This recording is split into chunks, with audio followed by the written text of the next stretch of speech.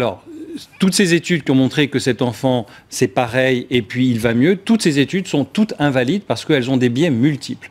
Donc on ne peut pas vous répondre par rapport à ces études-là. En revanche, depuis peu de temps, on essaye de faire justement, aux États-Unis, ils essayent de faire d'autres études qui montrent qu'il y a des différences. Donc ça ne fait que dire, oui, c'est plus compliqué et plus difficile pour les enfants. Point à la ligne.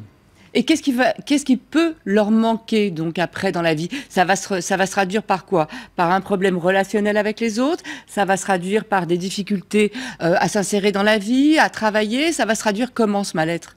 Ce mal-être va c'est-à-dire sur énormément de facteurs qui ont été analysés, sur près de 40 facteurs, il y a 26 facteurs qui sont ressortis comme étant significativement plus compliqués. Ça va de l'insertion sociale jusqu'à l'estime de soi, en passant par les problèmes d'addiction et en passant par tout un certain nombre de difficultés, dont la dépression, dont les apprentissages scolaires, etc.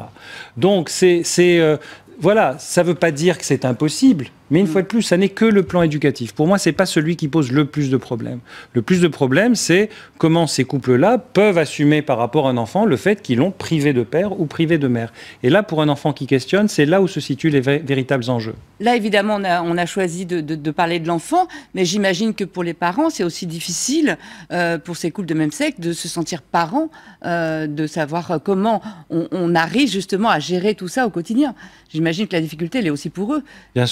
Bien sûr, et c'est aussi parce qu'il y a une difficulté pour eux à condition qu'ils admettent qu'ils sont en difficulté. Le problème, c'est que s'ils sont sommés d'aller bien pour des raisons idéologiques et politiques et militantes, ils ne vont pas admettre que c'est compliqué pour eux.